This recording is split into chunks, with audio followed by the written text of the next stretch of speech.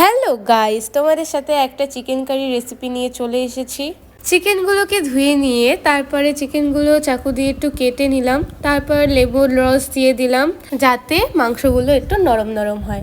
একটা কড়াইতে সর্ষের তেল দিয়ে নিলাম, কুচি কুচি করে কেটে রাখা পেঁয়াজগুলো দিয়ে দিলাম। তারপর একটু লাল লাল করে ভেজে নিয়েই আদা রসুন পেস্টটা দিয়ে দিলাম।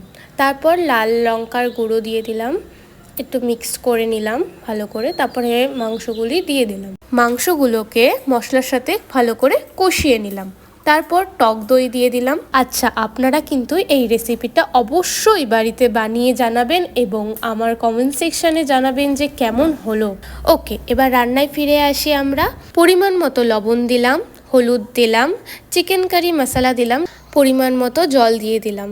তারপর কিছুক্ষণ নাড়িয়ে মাংসটাকে ঢেকে দিলাম। 5-6 মিনিট রেখে ঢাকনাটা তুলে একটু নাড়িয়ে দিয়ে ক্রিম ছড়িয়ে